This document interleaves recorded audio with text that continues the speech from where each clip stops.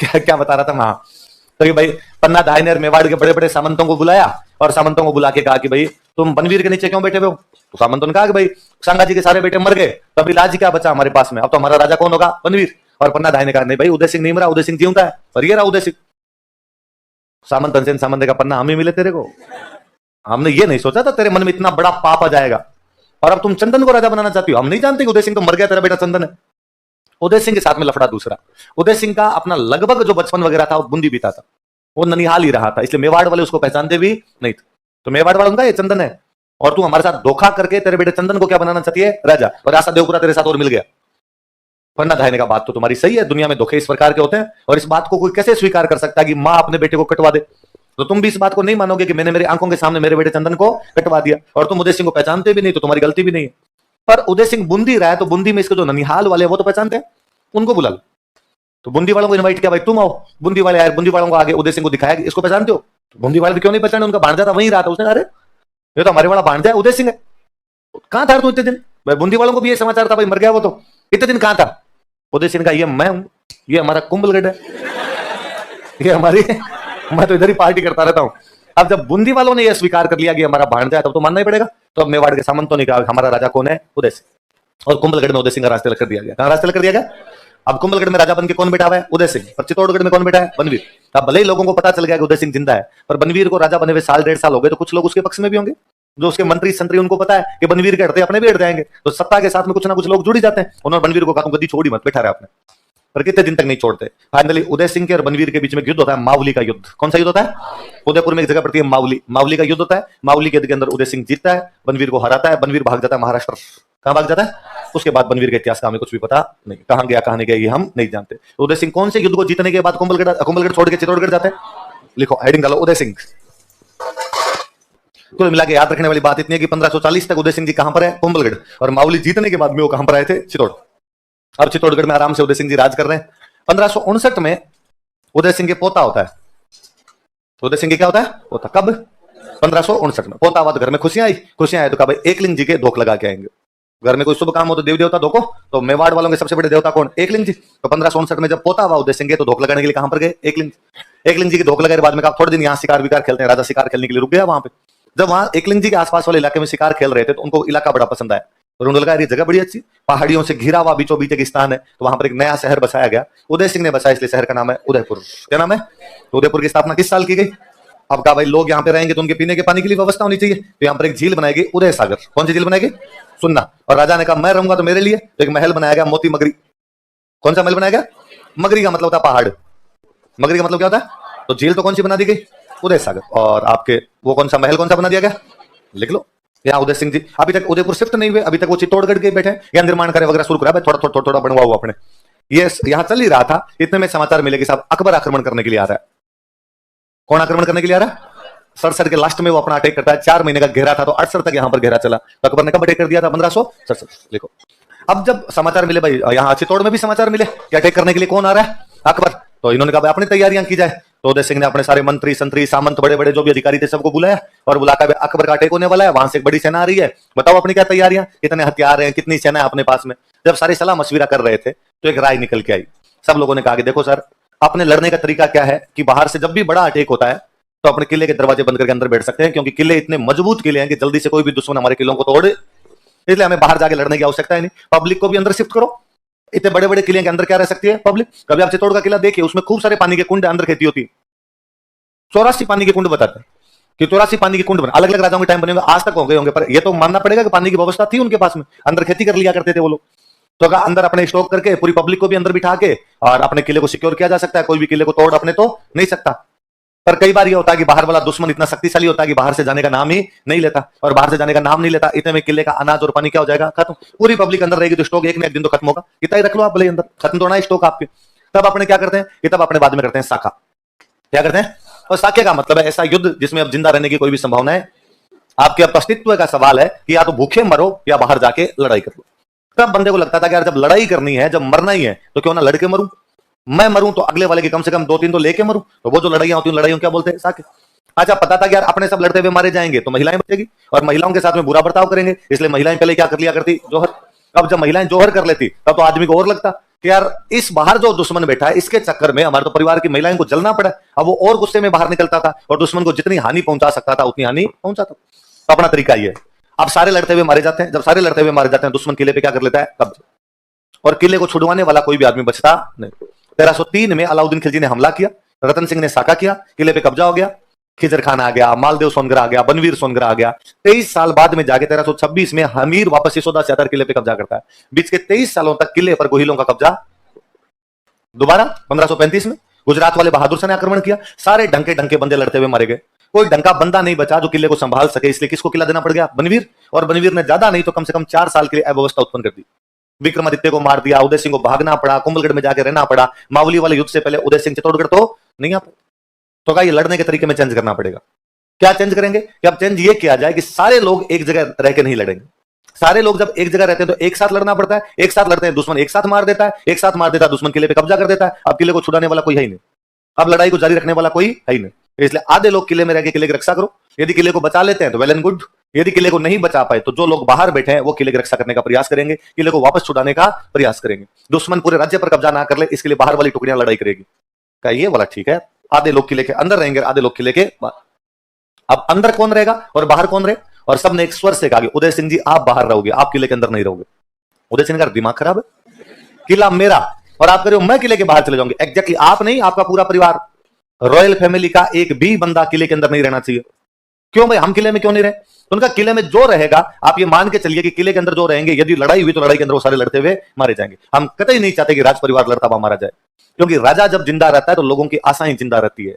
राजा जब जिंदा रहता है तो लोगों को लगता है कि हमारा राष्ट्र, हमारा राज्य अभी तक दुश्मनों के गुलाम नहीं हुआ है। और जब राजा मर जाता है जनता अपने आप को निराशा में पाती है, जनता का मोरल डाउन होता है, जनता को यह लगता है कि अब हम दुश्मन के गुलाम बन गए और जनता दुश्मन को टैक्स देना शुरू कर देती है।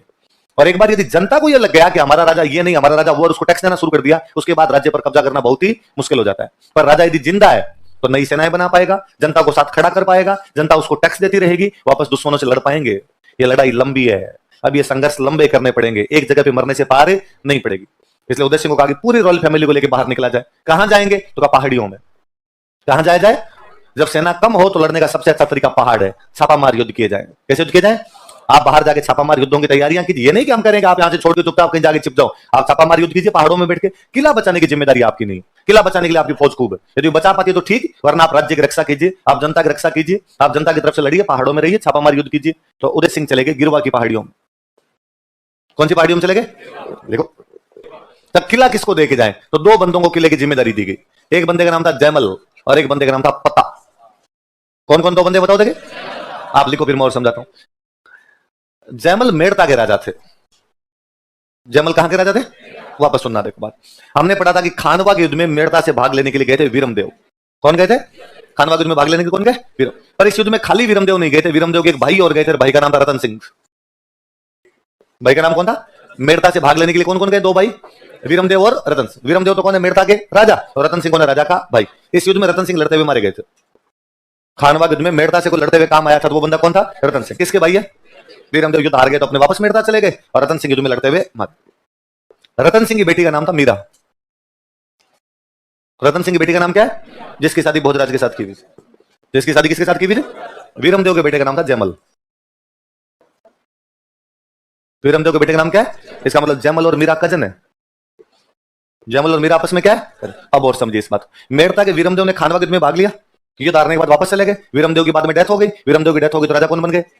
कौन बन गए? जयमल। और जयमल की कजन है मीरा, जिनकी शादी कहां पर की हुई है? मेवाड़, सांगा के बेटे भोजराज के साथ, है ना। और अभी वो मेड़ता में राजा बने हुए जयमल और आपके चित्तौड़ के अंदर राजा बने हुए उदय सिंह। चित्तौड़ में राजा कौन है? जब जयमल यहां पर मेड़ता में राजा थे तो अकबर पहले मेड़ता पर अटैक करता है और 1562 में मेड़ता पर कब्जा कर लेता है। अकबर ने मेड़ता पर कब्जा कब कर लिया था? 1562 में अकबर ने कहां पर कब्जा कर लिया? मेड़ता। किसको हरा के? तो जयमल बेरोजगार। जब 1562 में जयमल के हाथ से मेड़ता निकल गया तो जयमल को लगा अपने कहां जाए, तो जयमल चले गए मेवाड़। कहां चले गए? मेवाड़ में राणा जी कौन है? उदय सिंह। उदय सिंह उसकी बहन के देवर हैं। उदय सिंह का बड़ा बड़ा भाई है भोजराज, तो उसकी शादी किसके साथ हो रही है? मीरा भाई। मीरा भाई और जयमल आपस में क्या लगते हैं? बहन भाई। तो उसके लगा अपने रिश्तेदार, पुराने रिश्ते हैं अपने। तो जयमल यहां से कहां पर चले जाते हैं? आपके मेवाड़। मेवाड़ चले जाते हैं उदय सिंह के पास। तो 1562 के अंदर जयमल कहां पर नौकरी कर रहे हैं? मेवाड़। कहां पे नौकरी कर रहे हैं? मेवाड़। किसके पास में? जब ये बात है कि किले को कौन संभालेगा तो जयमल ने कहा मैं, मुझे एक्सपीरियंस अकबर के खिलाफ लड़ने का। मैं अकबर से 1562 में लड़ चुका हूं, ठीक है। मेड़ता के अंदर हम जीत नहीं पाए थे, पर एक बार वापस मौका दीजिए, इस बार हम वापस लड़ेंगे अकबर से। तो किले का मोर्चा एक तो किसको दे दिया गया। और सुन, जयमल के रियल बहन थे फूल कंवर। भाई मीरा तो कजन है, जयमल की जो रियल बहन है उनका नाम क्या था, फूल कंवर की शादी की हुई थी फतेह सिंह चुंडावत के साथ। किसके साथ में की हुई है, एक मेवाड़ में एक सामंत है जिनका नाम क्या है, फतेह सिंह चुंडावत, इनके साथ शादी की हुई है। मेवाड़ में राजसमंद जिले में एक जगह पड़ती है आमेट, कौन सी जगह, आमेट के एक सामंत थे जिनका नाम क्या था, फतेह सिंह चुंडावत, उनके साथ में किसकी शादी की हुई है, फूल कंवर। फूल कंवर किसकी बहन है। मेवाड़ में 16 बड़े ठिकाने थे। कितने बड़े ठिकाने थे, सलूम्बर पढ़ा था जैसे हमने, तो सलूम्बर तो सबसे बड़ा है, वैसे बड़े ठिकाने कितने थे, 16। उन 16 में एक ठिकाना कौन सा हुआ करता, आमेट। जैसे सलूम्बर चुंडावतों का ठिकाना था, वैसे आमेट भी किसका ठिकाना था, चुंडावतों का। और आमेट के सामंत कौन है यहाँ पर, फतेह सिंह चुंडावत। इनके साथ में किसकी शादी की हुई है, किसकी बहन है। इन फतेह सिंह चुंडावत का नाम अपभ्रंश होता होता हो गया फत्ता। क्या हो गया, अपने किताब वालों ने लिखना शुरू कर दिया। क्या लिखना शुरू कर दिया, मुझे लगता है किताब वालों ने इसलिए भी कर लिया होगा नाम लिखना, ये पत्नी का नाम क्या है, फूल। सरल याद हो जाए, टावरों को ज्यादा दिक्कत नहीं आए। इसका मतलब है जयमल और पत्ता आपस में साले बहनों ही है।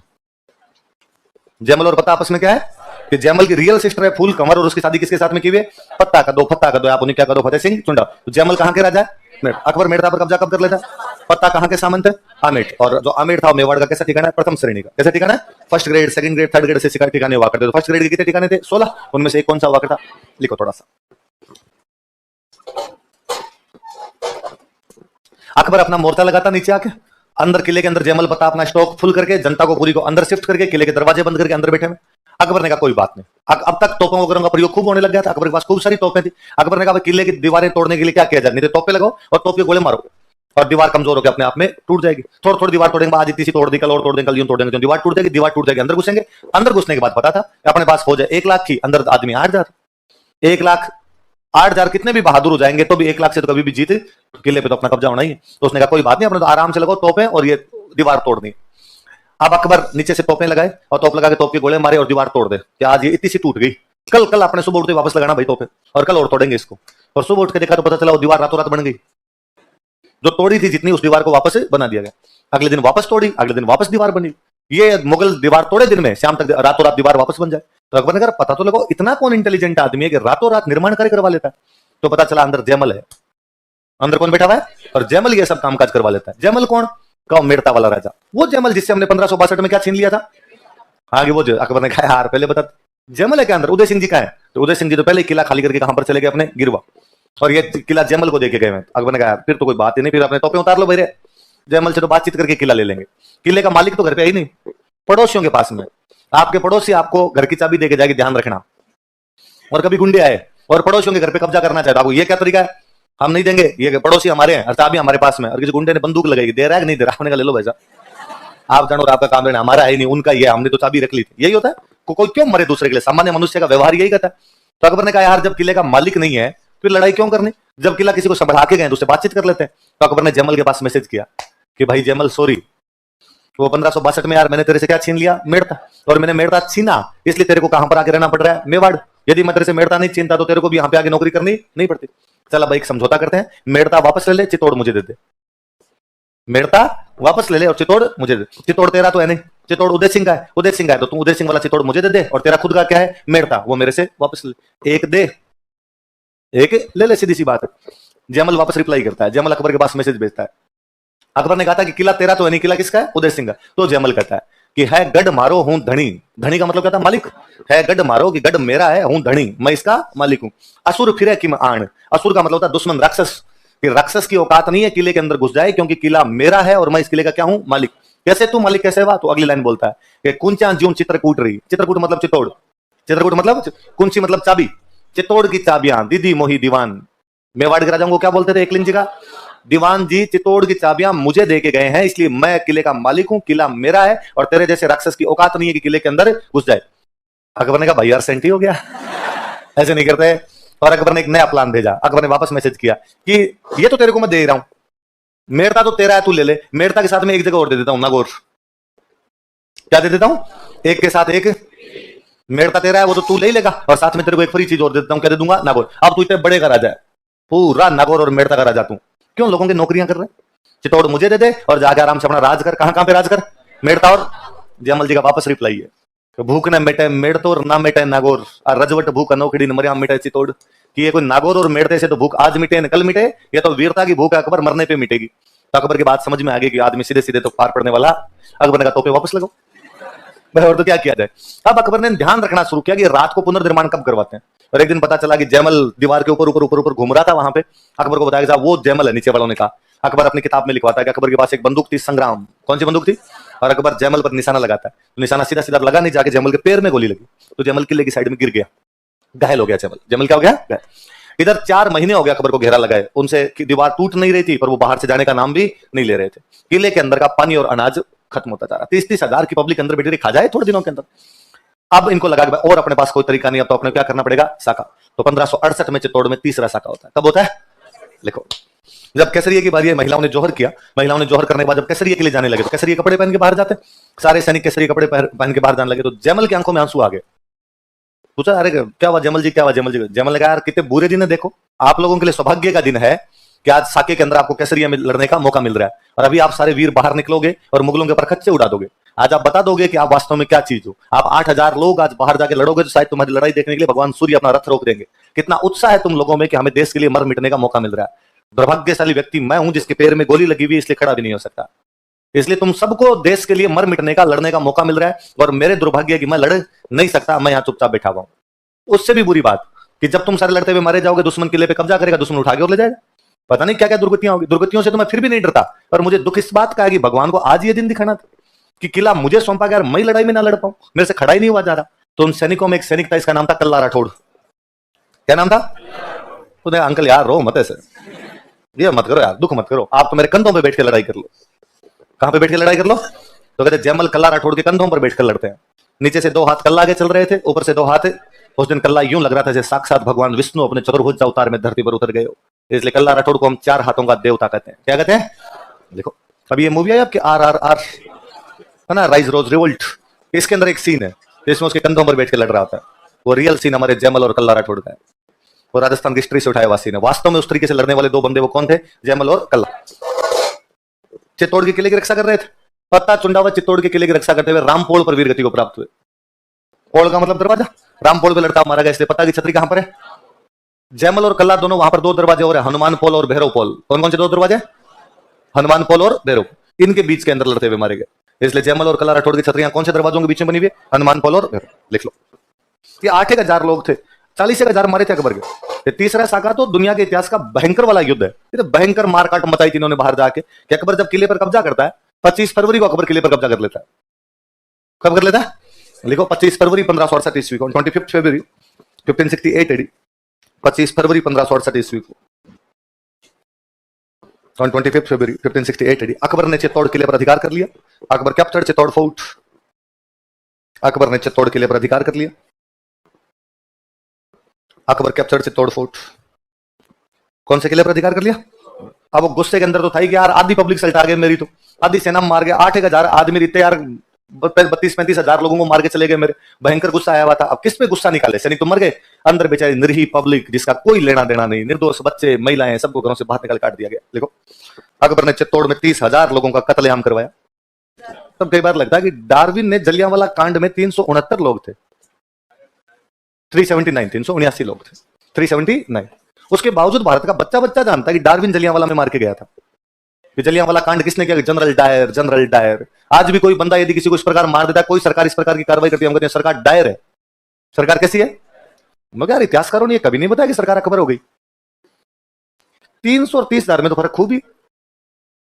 सरे आम निर्दोष बच्चों को, महिलाओं को घरों से बाहर निकाल निकाल के गर्दनें काट काट के मीनारें बनवाई थी, किताब में लिखवाया और मजा आया।